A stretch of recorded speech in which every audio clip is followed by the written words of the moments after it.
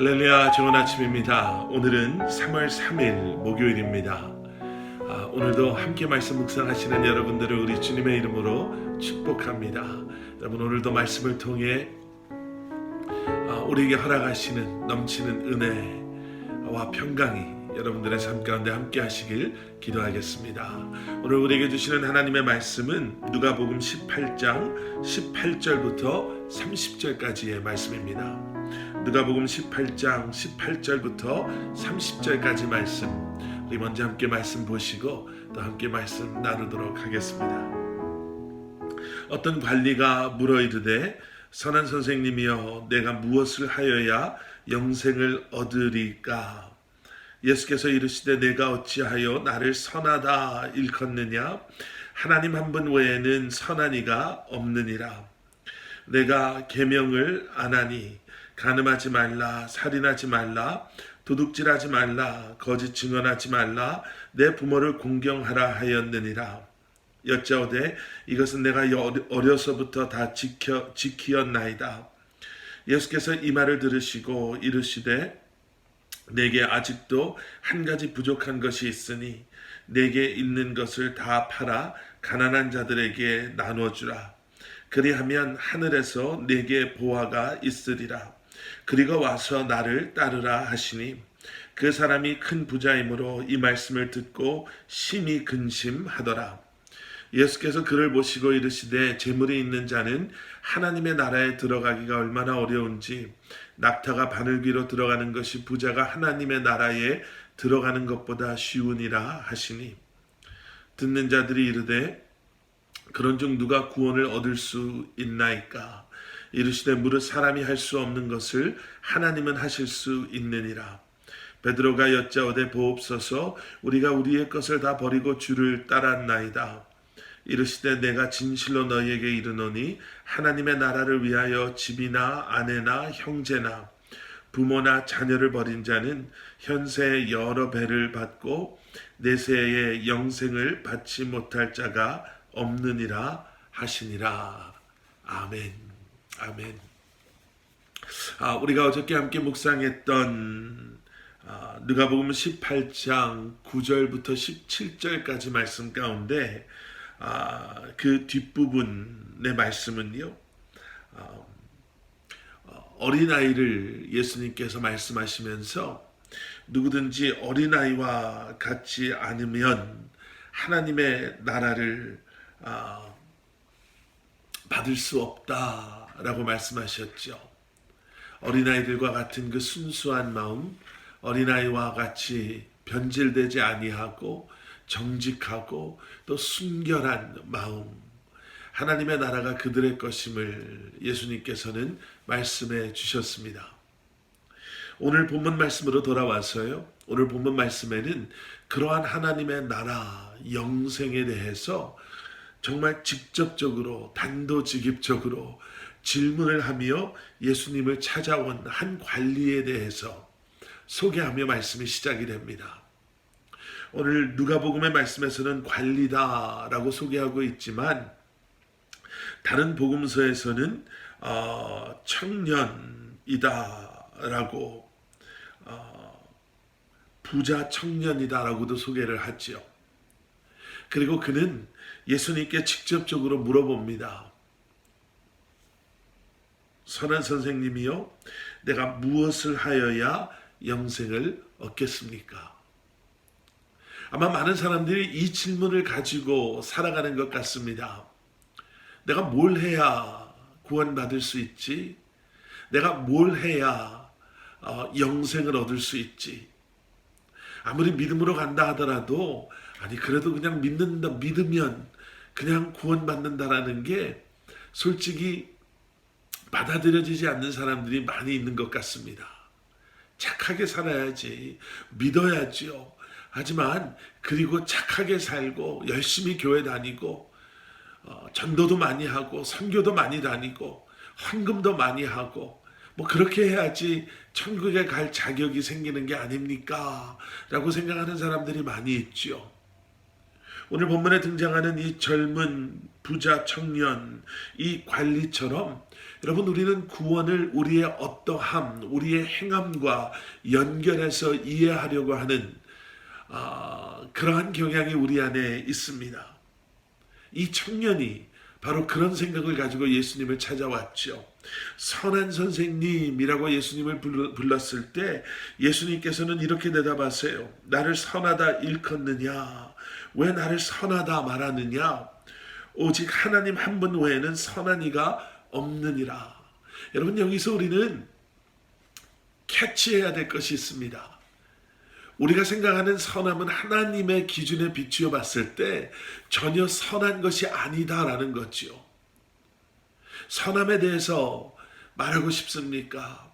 아니면 세상에서 왜 이 정도로 착하게 살았으면 교회는 안 다녔지만 이 정도 되면 구원받을 자격이 있는 게 아닌가? 이 정도로 도덕적으로 청렴하고 결백하게 살았다면, 누구에게도 해를 끼치지 않았다면 그 정도면 충분히 죽어서도 극락에, 천국에, 좋은 곳에 가야 되는 것이 아닙니까? 라고 이야기하는 우리를 향해서 인간의 선함의 기준이 얼마나 하나님의 선함의 기준에 미치지 못함을 예수님께서는 말씀하시는 거죠. 하나님 외에는 누구도 선하다라고 말할 사람이 없다. 그리고 예수님께서는 율법에 대해서 말씀하십니다. 율법에 대해서 말씀하시자, 계명에 대해서 말씀하시자 이 젊은 청년은 옳다구나 하고 예수님께 말하죠. 예수님, 그 정도는 내가 어렸을 때부터 다 지키며 살았습니다. 얼마나 이 청년이 기뻤을까요? 예수님께서 계명에 대해서 말씀하실 때 그거 내가 다 지키고 살아온 것, 마치 시험지를 딱 펼쳤을 때 공부했던 문제들이 눈에 쏙쏙쏙쏙 들어오는 걸 봤을 때, 여러분 꽤 오래전 이야기지만 그때 심정 기억나시나요? 나도 모르게 입에 미소가 띄어졌던, 이거 내가 다 아는 건데, 이거 내가 다 공부한 건데, 이거 내가 이미 다 해놓은 건데, 아마 이 청년의 마음이 그랬을 겁니다. 그때 예수님께서 말씀하세요. 내게 아직도 한 가지 부족한 것이 있으니 내게 있는 것을 다 팔아 가난한 자들에게 나누어 주라. 그리하면 하늘에서 내게 보화가 있으리라. 그리고 와서 나를 따르라. 여러분 여기서 우리는 세 가지를 기억해야 됩니다. 첫째는 여러분 율법은 그 율법의 핵심, 그 율법이, 그 계명이 우리에게 주시는 그 율법의 정신, 계명의 정신을 캐치하지 아니하고 그저 그 계명을 지키는 것으로 완성되어지지 않습니다. 우리는 말씀을 통해서 그러한 사람들이 누구인지를 보았지요. 율법의 정신에는 관심도 없고 그저 그것을 지킴으로 나의 의로움을 드러내려고 했던 바리새인들과 서기관들과 율법학자들, 그리고 예수님께서 그들을 어떻게 책망하셨는지 우리는 잘 알고 있습니다.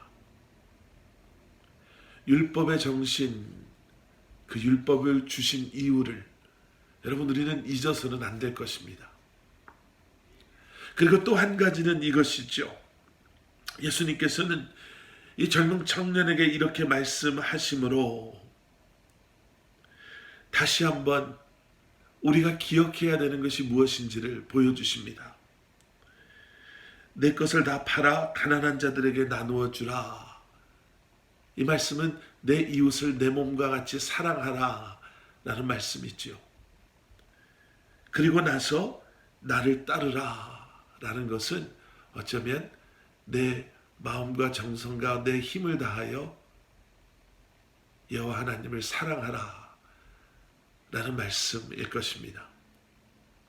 예수님께서 원하시는 것은요, 그저 로봇처럼 아니면 두려움 가운데 내가 지금 율법을 지키고 있나 안 지키고 있나, 이러면 내가 천국에 가나 지옥에 가나 라는 그러한 모습이 아니라 예수님께서 말씀하신 모든 율법은 이렇게 요약될 수 있다. 이것을 통해서 우리가 기억해야 할 것이 있는데, 율법을 지킴으로 과연 우리는 우리 이웃을 사랑하고 하나님을 사랑하는가? 우리는 이 질문 앞에 설 수 있어야 한다는 거죠. 그리고 마지막 하나는, 이 부자에게는 물질이, 돈이, 재물이 우상이었습니다. 율법을 잘 지키는 것을 뭐라고 하지 않으셨죠. 하지만 예수님께서는 우리가 두 주인을 섬길 수 없음을 분명하게 말씀해 주고 계십니다. 교회 열심히 다니는 것 중요합니다. 말씀 묵상하는 것 중요하지요. 그런데 우리 안에 또 다른 우상이 있지는 않은지, 이 젊은 청년을 심히 근심하게 했던 그 물질처럼 혹시 우리에게는 또 다른 우상이, 우리를 역력해 하는 또 다른 무엇이 있지는 않은지 우리의 삶을 정직하게 뒤돌아볼 수 있어야 할 것입니다. 그리고 예수님께서 말씀하시죠. 우리가 너무나도 잘 아는 말씀. 낙타가 바늘귀로 들어가는 것이 부자가 하나님의 나라에 들어가는 것보다 쉬우니라. 이 말씀을 들은 제자들이 예수님께 질문할 수밖에 없었습니다. 26절 말씀. 예수님, 그러면 누가 구원을 얻을 수 있습니까? 지금 제자들 눈에는요, 율법을 잘 지킨다라고 자신할 수 있었던 젊은 청년이 있었고, 또 예수님은 이 청년에 대한 말씀을 비유로 말씀하시면서 부자가 하나님의 나라에 들어가는 것이 불가능하다라는 말씀을 해주셨어요. 율법을 잘 지켜도 하나님 나라에 못 들어가고 부자여도 하나님 나라에 못 들어간다면, 하나님, 그러면 누가 하나님의 나라에 들어갈 수 있습니까? 그렇게 질문했을 때 예수님의 대답은 이것이었습니다. 무릇 사람이 할 수 없는 것을 하나님은 하실 수 있느니라. 사람이 할 수 없는 것, 다시 말하면 사람의 힘으로 할 수 없음을, 사람의 힘으로 하나님의 나라에 들어갈 수 없다는 거예요. 내가 열심히 율법을, 계명을 지켰다, 그리고 그것으로 하나님에 들어갈 수 있다. 내가 세상에서 성공한 삶을 살았다. 내가 부유한 삶을 살았다. 세상의 지식, 세상의 힘, 세상의 권세, 세상의 그 어떠한 것도 도덕적으로, 윤리적으로 남에게 손가락질 받지 않았던 그러한 삶도 인간의 어떠함으로는 하나님의 나라에 들어갈 수 없음을 말씀해 주시죠. 그리고 예수님께서는 말씀하십니다. 그렇지만 하나님은 하실 수 있느니라. 영생은 하나님의 행하심으로, 그 은혜로 우리에게 주어지는 것임을, 구원받는다 함은 절대로 우리에게 그 근거가 있는 것이 아니라 전적인 하나님의 은혜요, 예수 그리스도의 십자가의 은혜와 사랑임을 다시 한번 우리에게 말씀해 주고 계시죠.